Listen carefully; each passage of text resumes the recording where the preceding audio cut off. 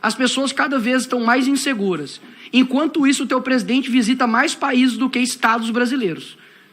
Esse é o governo que o senhor, de fato, está defendendo? Eu sei que é difícil. Não tem como, na toada que o senhor está, dar um passo atrás e dizer que vocês estão errados. Mas, por favor, aqui ultrapassou o nível de somente oposição política. É de uma busca pela verdade. Quem ouve o deputado falar parece até que ele gosta da verdade, né? É um negacionista, alguém que não se curva aos fatos. Se se curvasse aos fatos, ele saberia, por exemplo, que eu nunca mencionei nada sobre o que ele... Esses espantalhos aqui sobre apropriação cultural, sobre branco fazer coisas. Isso é algo que eu nunca disse, nunca escrevi. O senhor criou um espantalho a meu respeito que não tem nada a ver com aquilo que eu sou e aquilo que eu faço. Eu acho curioso também o senhor se preocupar com prisão, né? Porque eu me lembro que quando iniciei o projeto de olhar para as condições do sistema carcerário a partir das decisões da Corte Interamericana que apontavam os piores lugares, o que me chamou a atenção foi que muitos dos senhores começaram a falar que eu ia fazer rolezinho nas prisões e criticando. E agora que estão sendo presos, estão sendo condenados, estão nas cadeias que o próprio Supremo Tribunal considera que são um estado inconstitucional de coisas, são verdadeiras masmorras, agora os senhores se somaram na luta pela dignidade do sistema prisional. Eu chamaria isso de hipocrisia, chamaria isso de alguém que não se curva em relação aos fatos. Ministro. 3 dias que já tinham acontecido os ataques, o senhor demorou a se pronunciar com relação a todos os ataques que aconteceram ali em Israel. Esse rapaz aqui, senhor ministro, conhece? Depois o senhor me responde. Esse aqui é o senhor Said Marcos, que ridicularizou das vítimas mortas pelo Hamas, fazendo essas postais aqui antissemitas, inclusive de uma mulher que foi morta e estuprada e simplesmente estava ali tirando foto com o senhor todo sorridente. Eu disse que a omissão em relação aos ataques terroristas do Hamas. Para começo de conversa, o Ministério das Relações Exteriores do governo ao qual eu pertenço com muito orgulho, já agia e já trabalhava nesse tema, juntamente com o presidente da República, emitindo suas opiniões e zelando para que as pessoas, tanto as que foram vítimas do ataque terrorista, como aquelas que estavam em Gaza, que elas pudessem ficar em segurança, principalmente os brasileiros. O senhor disse que eu não me pronunciei. No dia 7 de outubro, o ataque foi no dia 7 de outubro, no dia 10 de outubro, o presidente já tinha se manifestado, o Ministério dos Direitos Humanos divulgou uma nota lamentando o fato, que provocou a morte de brasileiros e também colocando nossa ouvidoria à disposição de quem necessitasse de informações, também reforçando os canais das embaixadas em Tel Aviv e do escritório de representação em Ramallah. No dia 11, ou seja, no dia seguinte, no mesmo mês, nós reproduzimos nas redes sociais um apelo do presidente Lula que dizia explicitamente: é preciso que o Hamas liberte as crianças israelenses que foram sequestradas de suas famílias.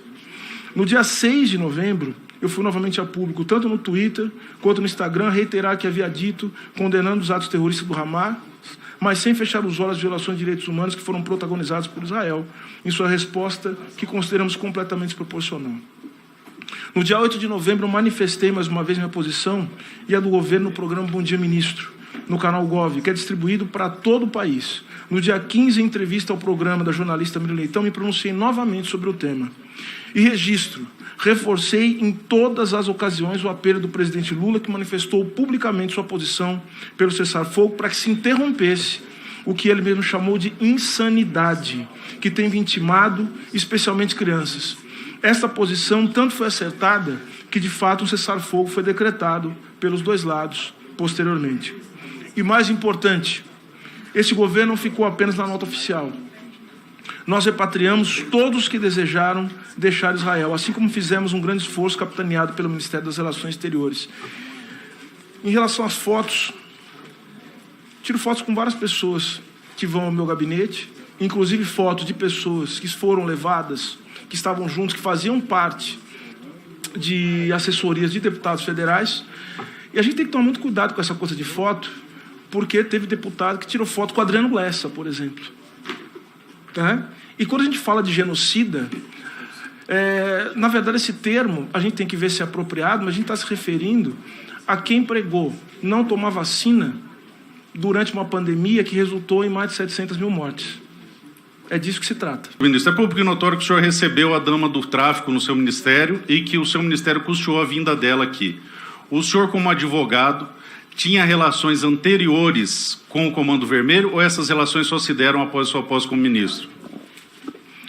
O senhor acaba de fazer uma... Bom, para começo de conversa, eu expliquei quais foram as circunstâncias em que se deu a indicação dessa senhora como membro do Comitê Estadual de Prevenção e Combate à Tortura. Estou com os documentos aqui, estão à disposição de Vossa Excelência. Vossa Excelência faz uma pergunta que insinua uma vinculação minha como advogado ao Comando Vermelho.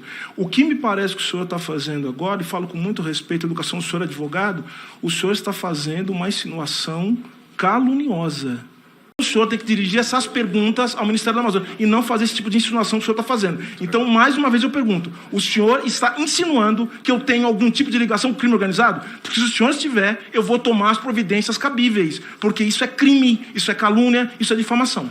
Por favor, ministro. Eu não estou insinuando, eu estou fazendo uma pergunta se há... Não mudei. Eu estou fazendo uma pergunta direta e repito a minha pergunta, deputado. Repito a minha pergunta. Com o ministro, deputado. Repito a minha pergunta. Uma pessoa ligada ao Comando Vermelho... O ministro está respondendo. Uma pessoa ligada ao Comando Vermelho... Deputado, aqui, ó. O senhor quer ouvir? Uma pessoa ligada ao Comando Vermelho fez parte de audiências relacionadas ao regime que o senhor defende. Uma pessoa ligada ao Comando Vermelho teve suas passagens custeadas por alguém do regime que o senhor defende. A pergunta é se existia relação com esse grupo criminoso anteriormente ao Ministério ou se isso se deu após ao Ministério. A resposta é muito simples, sim ou não. Se sim, sim, se não, não. Eu não estou ensinando nada, estou fazendo uma pergunta, é uma pergunta clara. De 3 perguntas que eu fiz sobre a imprensa, sobre o assassinato de pessoas e sobre o recebimento dessa senhora. Doutor, desculpe. A questão, só para eu concluir, ministro, o senhor me dá 30 segundos. Só um minuto, o ministro cedeu Tá. parte do tempo dele, ele pediu esclarecimento, Senhor, já foi feito, agora o ministro responde e nós vamos passar adiante. E eu quero direito de resposta. O senhor é um advogado experiente. Esse tipo de pergunta que o senhor fez traz embutido um tipo de insinuação que é inaceitável. O senhor acaba de estabelecer uma relação com a sua pergunta. O senhor, como advogado inteligente, sabe muito bem que nós, advogados, sabemos fazer pergunta retórica. O senhor, ao fazer esse tipo de pergunta, o senhor insinua que existe alguma ligação minha, ou do Ministério, ou de alguém do Ministério com o crime organizado. Então, com todos os documentos aqui, com todas as provas que eu coloquei, os documentos estão à disposição. Quero dizer ao Brasil, todos os documentos estão à disposição do Brasil para que vejam o que está acontecendo. Então, uma vez que o senhor fez esse tipo de pergunta, sendo um advogado experiente, sendo um professor de direito e um homem em quem eu reconheço inteligência, desde a primeira vez que nós nos encontramos, o senhor sabe muito bem que esse tipo de pergunta traz embutida uma insinuação que eu vou dizer que é criminosa. E eu vou tomar as providências cabíveis, porque o senhor não pode fazer isso com um homem que é ministro de Estado e pai de família como eu sou.